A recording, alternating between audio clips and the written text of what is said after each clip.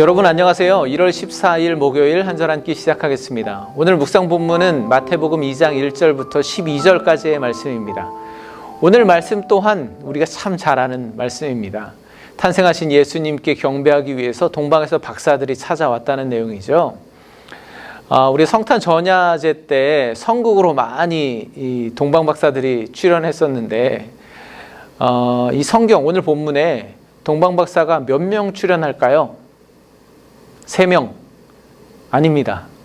본문을 아무리 뒤져봐도 몇 명이라는 언급은 없습니다. 다만 11절에 보면 그들이 예수님께 황금과 유향과 모략을 예물로 드렸다 해서 3명일 거라고 추측을 할 뿐이죠. 네, 이 내용은 여러분들이 참 잘 아시니까 생략하도록 하고요. 마태는 마태복음을 유대인들에게 보여주기 위해서 기록했다고 했습니다. 따라서 이 마태복음에 등장하는 상황과 인물과 용어들 또한 유대인들을 염두에 두고 사용했습니다. 예를 들자면 마태복음의 처음에 예수님의 족보가 나오는데 어떻게 시작하죠? 아브라함과 다윗의 자손 예수 그리스도의 계보라라고 하죠. 이 다윗의 자손이라는 말이 다른 복음서에 비해 마태복음에 월등하게 많이 나옵니다. 왜냐하면 예수님을 다윗의 혈통을 잇는 유대인의 왕으로 소개하고 싶기 때문이죠. 마태는 이렇게 예수님께서 탄생하실 때에도 유대인의 왕으로 불려지셨고 마지막 십자가에 달려 돌아가실 때에도 유대인의 왕이라는 죄패 아래 돌아가셨다고 기록하고 있습니다. 네, 그러면 이 마태복음을 읽을 때 이런 마태의 시각, 유대인의 시각에서 오늘 동방 박사들의 출연 등장도 그렇게 묵상해 보면 더 깊이 있고 은혜가 되는 묵상을 해보실 수 있을 것 같습니다. 먼저 오늘 본문 1절부터 3절까지 말씀을 함께 보겠습니다. 헤로드 왕 때에 예수께서 유대 베들레헴에서 나심에 동방으로부터 박사들이 예루살렘에 이르러 말하되 유대인의 왕으로 나시니가 어디 계시냐?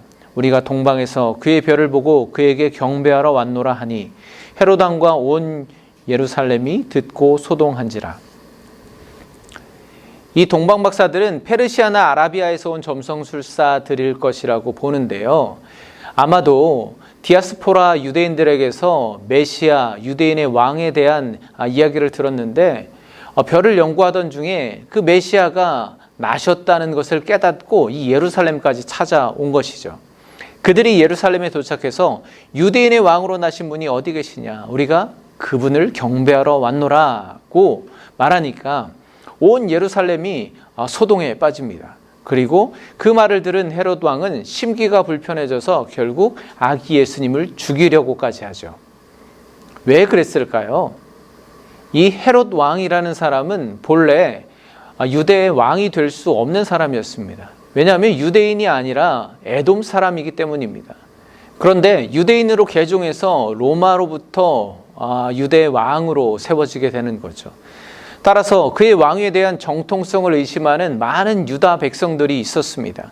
그렇다 보니까 유다인 백성들의 민심을 얻기 위해서 여러 가지 것들을 하는데 그 중에 가장 대표적인 것이 예루살렘 성전을 엄청 크게 증축하는 겁니다. 그래서 헤롯 성전이라고 부르죠.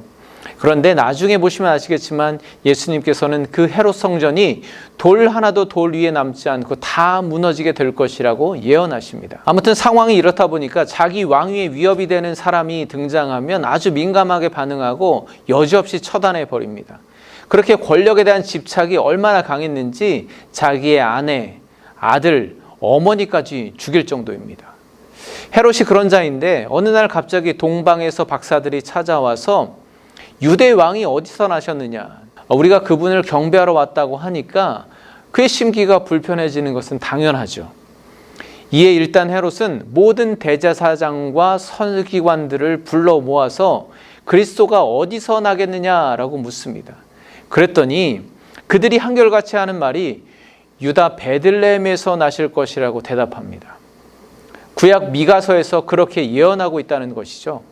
여러분 정말 놀랍지 않습니까? 그들이 어떻게 예수님께서 베들레헴에서 날 것을 이렇게 명확하게 이렇게 성경을 완벽하게 꿰뚫고 있을까?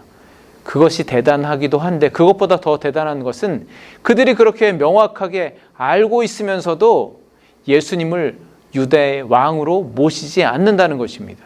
꼼짝도 하지 않습니다. 물론 그들이 그동안 그것을 잊고 있었을 수도 있습니다. 그렇지만 그렇다고 하더라도 동방 박사들이 찾아와서 유대 왕이 어디서 나셨습니까? 우리가 경배하겠습니다 라고 했을 때, 아 그렇지, 구약의 미가 선지자가 분명하게 베들레헴에서 유대의 왕이 나실 거라고 예언했었지. 아 알겠습니다, 우리가 앞장설 테니 우리가 함께 가서 그 유대 왕께 경배하고 예배합시다 라고 해야 되는 것이 맞지 않겠습니까? 그런데 그들은 한 발자국도 움직이지 않습니다. 동방 박사들은 수천 킬로를 그 별을 따라 이곳 예루살렘까지 왔는데, 성전에서 하나님의 가장 가까이에서 섬긴다고 하는 이 대제사장, 그리고 하나님의 말씀을 해석하고 가르친다는 이 율법학자들은 그들이 생명처럼 여기는 그 성경에서, 율법에서 말하는 것이 실제로 나타났는데 아무 반응이 없는 것입니다. 그들이 대단한 종교적 열심과 성경 전체를 꿰뚫을 정도로 고상한 지식이 있으면 뭐합니까? 그들의 그 그들의 지식이 그들의 믿음의 걸음을 한 발자국도 움직이게 하지 못했습니다. 저는 이 대제사장과 서기관들을 보면서 저 자신을 생각해 보았습니다. 저는 예배를 주관하고 날마다 말씀을 읽고 묵상하고 전하는 자인데, 과연 그 모든 것들이 나의 믿음의 걸음을 몇 발자국이나 걷게 할 수 있을까? 얼마나 움직이게 할 수 있을까라고 질문을 해보게 되었습니다. 성경은 잘 모릅니다. 그러나 어떤 유대인에게서 들었는지 모르겠지만 간접적으로 들은 그 메시아에 관한 이야기, 그리고 별을 보다가 그것을 깨닫고 수말리 이 길을 찾아온 이 동방 박사들, 반면에 자신들이 믿고 완벽하게 알고 있는 성경에서 예언하고 있는데도 그 유대인의 왕이 나셨음에도 불구하고 단 한 발자국도 움직이지 못하는 이 종교 지도자들, 나는 둘 중에 어느 편에 서 있는 사람인가? 그리고 유대인의 왕으로 오신 예수님은 누구의 경배를 받고 계신가? 우리가 매일 예배하고 성경 공부하고 기도하는 것 좋습니다. 요즘에 교회에 가지 못하니까 여러 매체들을 통해서 이전보다 더 많이 설교 듣고 예배하게 되는 것 같습니다. 그렇게 해야 합니다. 그렇게 하나님을 더 알아가야 합니다. 그런데 그 하나님을 알미 과연 나를 실제로 조금이라도 움직이게 할 수 있는지, 그것으로 나의 삶이 어떻게 변화되고 있는지 한번 여러분 스스로 돌아보시기 바랍니다. 오늘 종교 지도자들은 말합니다. 맞습니다. 미가 선지자가 그리스도 유대인의 왕은 베들레헴에서 날 것이라고 예언했습니다.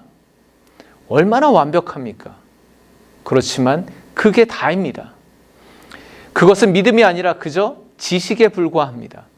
그들이 고대하던 메시아가 오셨는데, 예언대로 다윗의 자손 유대인의 왕이 나셨는데 그들은 기뻐하지도 경배하지도 못하고 한 발자국도 움직이지 못하고 그들의 삶을 변화시킬 아무 능력도 없는 그 지식만 붙들고 그것이 믿음이라고 착각하며 살아가고 있는 것입니다. 여러분, 지금 베들레헴에 나신 이 예수님은 누구의 왕으로 오신 걸까요? 저는 오늘 말씀을 묵상하면서 다시 한번 깨닫게 된 것이 주님께 대한 나의 태도가 어떤가, 주의 말씀에 대한 나의 반응이 어떤가 하는 것이었습니다. 앞으로 보게 되겠지만 성경 속에서 많은 사람들이 예수님을 만납니다. 그렇지만 그 중에 죄사함을 받고 구원을 얻은 사람들은 오늘 등장하는 대제사장과 서기관과 같은 성경에 대해서 해박하게 알고 있고 종교적인 열심이 있는 사람들이 아니었습니다. 나를 구원하실 분은 오직 저분밖에 없구나 하고 그분께 나아가 소리치며 엎드렸던 자들, 그분께 반응했던 자들이었습니다. 오늘도 우리는 하나님을 더 알아가야 합니다.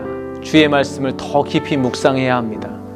그러나 그것들이 하나님께 더 가까이 나아가도록 인도하는 은혜가 되기를 간절히 소망합니다. 기도하겠습니다. 하나님, 나의 믿음은 성경 지식에 매여 한 걸음도 옮기지 못하는 대제사장과 서기관과 같지 않은가 돌아봅니다. 나의 믿음은 말씀에서 예언하신 대로 유대인의 왕으로 오신 예수님을 기뻐하지도 못하고 예배하지도 못하고 그저 말씀 안에 가두어 두고 있는 그들과 얼마나 다른지 돌아봅니다. 주님, 오늘 내가 읽고 묵상하는 말씀이 오늘 나를 주께로 인도하게 하시고 그 말씀이 오늘 나를 살게 하여 주시옵소서. 예수 그리스도의 이름으로 기도합니다. 아멘. 네, 오늘은 나눔이 좀 길어졌는데요. 내일은 예수님을 따라가 보도록 하겠습니다. 평안하십시오. 감사합니다.